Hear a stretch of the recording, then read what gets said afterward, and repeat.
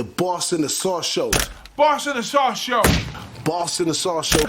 Boss in the Sauce Show. Here we go.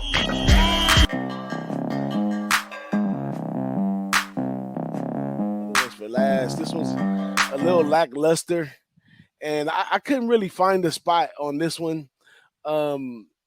It's in Hawaii. I mean, I would lean Hawaii. Vanderbilt has a new coach. Hawaii has a new coach. Mm-hmm. Tommy Chang is gonna bring back the gun and the run and all that good stuff. So he's expected to score a lot of points. I mean, it might be a when all said is done, I usually take the over in the Hawaii game. That worked for years until they had Ty Graham over there, because Ty Graham started playing a little. He tried to change it up a little bit, though. That's what he's trying to do. I think Hawaii wants to go back to that. I mean, what's wrong with the forte of being the team that plays in the middle of the night and runs the score up? But yeah, that's right. But they, Tommy, he was a quarterback there, so I know he's gonna go right back to the well with that. So I want to lean Hawaii. I don't understand why Vanderbilt is a 7-point favorite. I mean, they're the bottom of the SEC and they're traveling to Hawaii. All those kind of things is difficult. So I'm leaning towards taking that 7 with Hawaii, but I don't have no true edge on either one, to tell you the truth. But when I get to situations like this where I don't really have an edge, then I'm gonna lean on what we might call our Bibles. We all got our own little Bible of systematic plays and stuff that we do. And in this one, I'm definitely looking at an over 55. That's kind of a low-hanging number for Hawaii if they really go back to being that team. If they go back to being that team that Tommy was when he was there, those numbers are going to be 61, 62, and above for the rest of the season, especially if they play late night. So I don't know if we got a time on that one either. Preferably is 1 a.m. here, because they're behind us.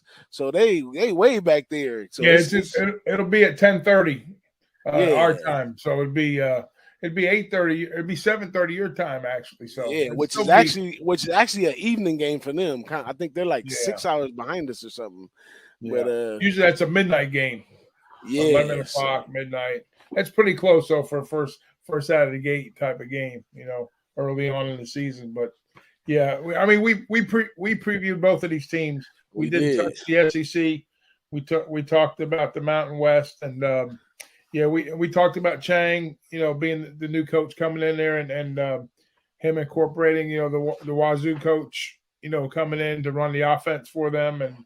And there's question marks at quarterback.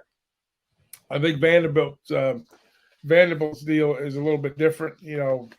They're just now, surprisingly enough, when we talked about Vandy, we said they had a pretty decent recruiting year.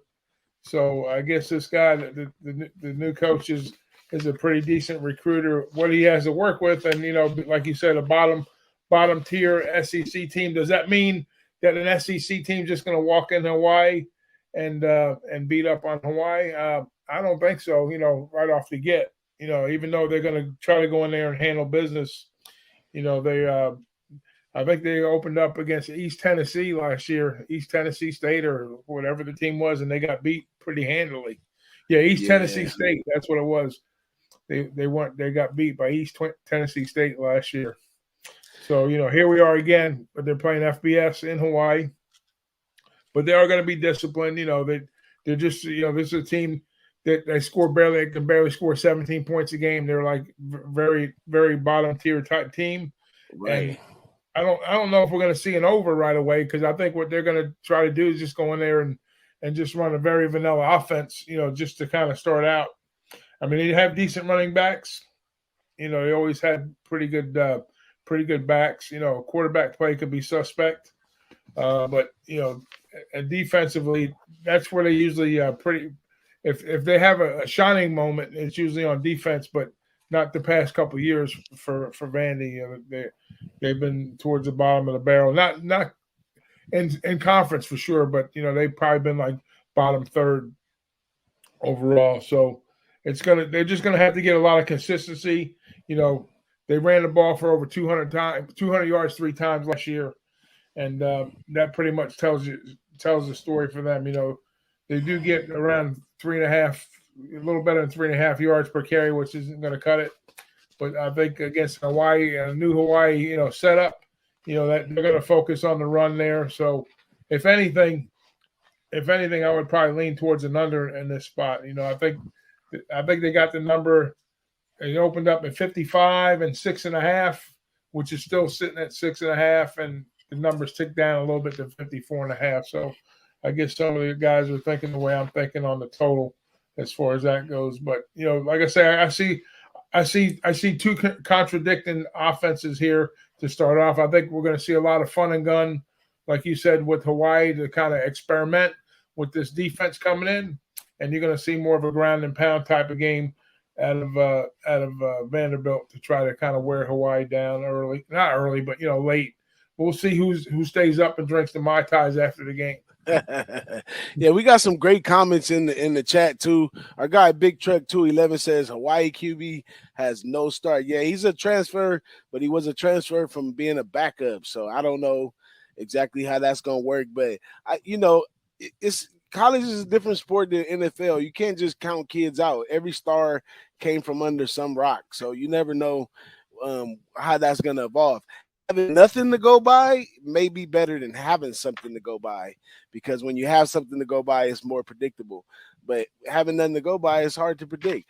But also our guy Mike M, he totally agrees with you on the underside, and I'm on the other side of that one.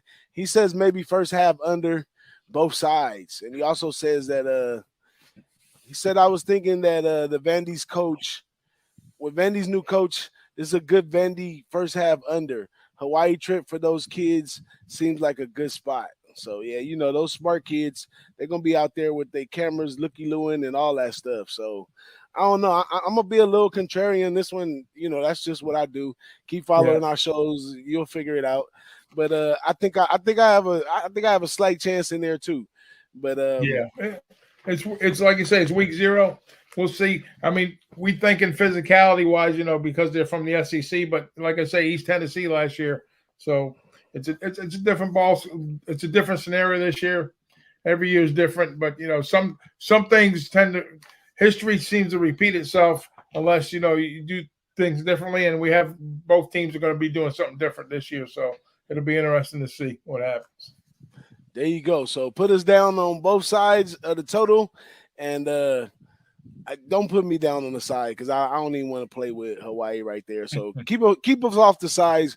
We'll only be on the total in this one. You said it's already ticking down a little bit. So as far as line movement, I mean, from the open, I'll be more happy the more they go down, and then maybe more. More people will probably think like me after they see this show, and they'll go back up. There you go. Yeah, but let's move on to the next one, man. This one right here, I think I got these things. Other than Nevada and New Mexico State, I think it's going to be a great game to start everything off.